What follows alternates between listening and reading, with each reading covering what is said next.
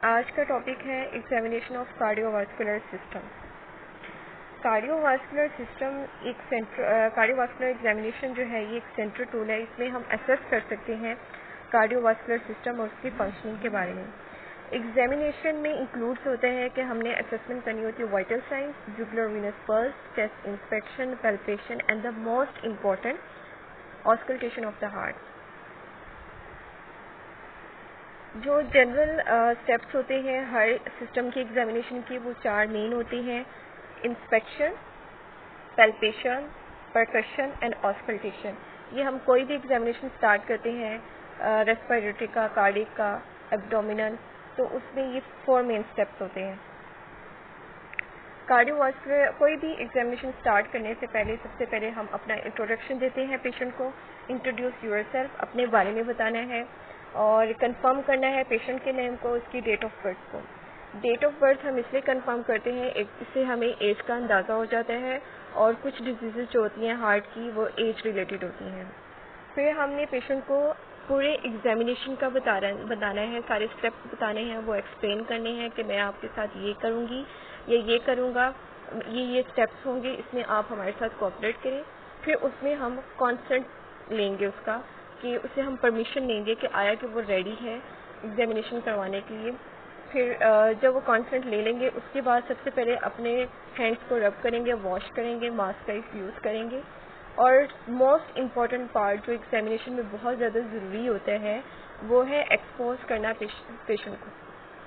अब हमने cardiovascular examination करनी है तो उसमें हमने चेस्ट को एक्सपोज करना है, लंग्स के ऊपर बिल्कुल एक्सपोज करना है कि ट्रेकिया की हमें पोजीशन भी इजीली पल्पेट कर सके, और लोअर लेग्स तक एक्सपोज करना है ताकि एडिमा जो है, एडिमा और पेलर साइंस उनका पता चल सके। और most important, ask about the pain. इसमें आपने पेशेंट से पूछना है कि आपको चेस्ट पे, जहाँ पे आपने एग्जामिनेशन परफॉर्म करना है, जिस जगह पे, पूछना है कि आपको कहीं पे दर्द तो नहीं है, ताकि उस जगह को थोड़ा ज़्यादा कवर ना किया जाए। क्लिनिकल इंस्पेक्शन, ये कुछ मेन क्लिनिकल साइंस है जिनको क्लिनिकल कार्डियोवास्कुलर एग्जामिनेशन स्टार्ट करने से पहले ज़रूर चेक करना है। साइनोसिस ब्लूइश डिस्कलरेशन होती है स्किन की, नेल्स पे, पाम पे, लिप्स पे, और इसके बाद शॉर्टनेस ऑफ ब्रेथ, पेलर साइन देखने हैं, मैलर फ्लश, ये चीक्स पे प्लम रेड डिस्कलरेशन हो जाती है, और एडिमा। स्वेलिंग्स, आपने स्वेलिंग्स देखनी है लिम्स में, अपर लिम्ब में, लोअर लिम्ब में। इसके बाद जो फर्स्ट स्टेप है कार्डियोवास्कुलर एग्जामिनेशन का वो है इंस्पेक्शन। जब आपने एक्सपोज करना है पेशेंट के चेस्ट को, एक्सपोज कर देना है प्रॉपरली, तो उसमें सबसे पहले आपने टच नहीं करना पेशेंट को। इंस्पेक्शन में हम टच नहीं करते, इसमें जस्ट हम ऑब्जर्व करते हैं। इसमें आपने देखना है चेस्ट वॉल डिफॉर्मिटीज, जैसे काइफोस्कोलियोसिस, डिफॉर्मिटीज देख लेनी है, बैरल चेस्ट और पिजन चेस्ट, ये सारी डिफॉर्मिटीज देख लेनी है, और सिमेट्री देखनी है, शेप देखनी है अपने चेस्ट की। इसके बाद इंस्पेक्शन करनी है for the position of trachea. Normally जो ट्रेकिया की पोजीशन होती है वो सेंट्रल होती है, और किसी भी पैथोलॉजी की वजह से या तो वो राइट साइड पे ट्रेकिया डेविएट हो जाता है या लेफ्ट साइड पे हो जाता है। इसके अलावा स्कार ऑफ प्रीवियस सर्जरी, किसी भी प्रीवियस सर्जरी का आपने स्कार मार्क देखना है। इंस्पेक्ट करना है अदर पल्सेशन, कोई और जैसे मर्मर, थ्रिल, हीव, इन फील करना है, पल्सेशन को देखना है। Inspection for dilated and engorged veins, bulging of precordium due to cardiac hypertrophy, pulsation during respiratory breathings, आपने बल्जिंग देखनी है प्रीकॉर्डियम की, और एफएस बीड नॉर्मली इंस्पेक्शन में आप देख सकते हो, नॉर्मली आप पैल्पेट कर सकते हो इसको। Now come to the palpation. इसमें आपने टच करना होता है पेशेंट को, पैल्पेट करना होता है। सबसे पहले लोकलाइज करना है एपेक्स बीट को, पैल्पेट करना है एपेक्स बीट की जो मेन एग्जैक्ट पोजीशन है वो 5th इंटरकॉस्टल स्पेस है, medial to the mid clavicular line. ये on the left side below the nipple, 5th intercostal space में आप पैल्पेट करते हैं एपेक्स बीट को। आपने अपने फ्लैट हैंड पाम वाली साइड को रखना है और फील करना है फ्यू सेकंड्स के लिए, और ये medial to the mid clavicular line. Apex beat की डिस्प्लेसमेंट आगे मतलब ये पोजीशन चेंज हो सकती है, उसकी रीज़न क्या है? लेफ्ट वेंट्रिकुलर डायलिटेशन की वजह से डिस्प्लेसमेंट हो सकती है। कुछ रेस्पिरेटरी कॉजेज हैं जिसमें लार्ज प्लूरल इथियन, pneumothorax, fibrosis and collapse of lung.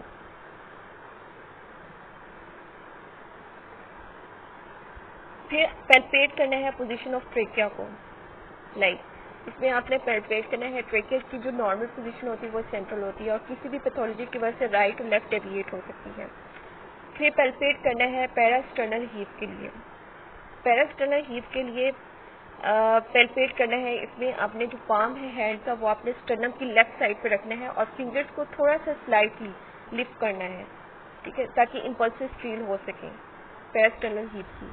ये इंडिकेट्स करती है अगर पल्सेस इसमें ये होता है कि अगर आप लेफ्ट साइड पे हैंड रखेंगे तो अगर आपकी जो फिंगर्स हैं वो थोड़ी सी लिफ्ट करेंगी तो ये इंडिकेट्स करती हैं पैरास्टर्नल इम्पल्सेस को, जो कि राइट वेंट्रिकुलर हाइपरट्रॉफी की वजह से हो सकते हैं और सीवियर लेफ्ट एट्रियल एनलार्जमेंट की वजह से हो सकते हैं।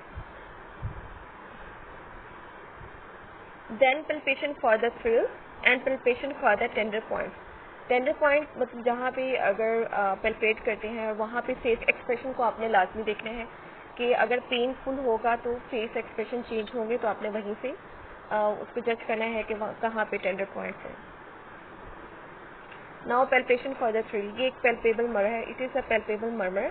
It is felt as the purring of cat and it is best felt with distal palm of hand. Distal palm of hand से हम इसको इजीली पैल्पेट कर सकते हैं। Like in this picture we can palpate for the thrill, palm of hand here on the left side of the sternum. Thrill is usually palpable when murmur is of grade 4. grade 4 में जाके आपको thrill palpate होती है और thrill जो है वो systolic भी होती है, diastolic भी होती है और इसमें हम palpation करते हैं। thrill को palpate करते हुए साथ में carotid पर palpation भी करते हैं। Most commonly detected systolic thrill is that of aortic stenosis. Systolic thrill जो ज़्यादातर थ्रिल जो डिटेक्ट होती है वो एओर्टिक स्टेनोसिस की वजह से होती है, जिसको हम एपेक्स बीट की पोजीशन पे पैल्पेट कर सकते हैं। लेफ्ट और राइट स्टर्नल एज पे भी ये एओर्टिक स्टेनोसिस की वजह से थ्रिल फील पैल्पेट हो सकती है और कैरोटिड आर्टरीज के ऊपर भी पैल्पेट हो सकती है। These are the normal position for the palpation of the apex beat, for the palpation of parasternal heel and thrill. Usually percussion हम कार्डियोवास्कुलर सिस्टम में नहीं करते क्योंकि ये एक पेनफुल प्रोसीजर होता है due to if there is any pathology regarding heart diseases, but normally it is done to see the enlargement of the dullness of the carotid region. Left border left side पे apex beat को percuss करेंगे और इसमें ये होता है कि percuss करेंगे with the spaces left side पर परकस करेंगे एपेक्स बीट तक और दूसरी साइड राइट बॉटम पे राइट स्टर्नम मार्जिन से हम स्टार्ट करेंगे परकशन करना, लाइक इन दिस वे। फिर इसके बाद जो मोस्ट इम्पॉर्टेंट पार्ट होता है कार्डियोवास्कुलर एग्जामिनेशन का वो है ऑस्कल्टेशन। ये बहुत ज़्यादा क्रिटिकल पार्ट होता है एग्जामिनेशन में। बाज़ बात इसमें डॉक्टर्स को बिल्कुल कान साथ लगा के ऑस्कल्टेट करना पड़ता है या ऑस्कल्टेशन को साउंड्स को सुनना पड़ता है। 5 इम्पॉर्टेंट एरियाज होते हैं जहाँ पे हम नॉर्मली ऑस्कल्टेट करते हैं। एओर्टिक एरिया ये राइट साइड पे सेकंड इंटरकोस्टल स्पेस में होता है और सेकंड एरिया पल्मोनिक एरिया ये लेफ्ट साइड पे सेकंड इंटरकोस्टल स्पेस में इसको हम ऑस्कल्टेट करेंगे। थर्ड एप्स पॉइंट एरिया होता है, ये थर्ड इंटरकोस्टल स्पेस पे लेफ्ट साइड पे इनको हम ऑस्कल्टेट करेंगे। फिर उसके बाद tricuspid area fourth area left fourth intercostal space में होता है और माइट्रल एरिया या एपेक्स बीट के लेवल पे इसको हम ऑस्कल्टेट करते हैं फिफ्थ लेफ्ट इंटरकोस्टल स्पेस पे in the mid clavicular line.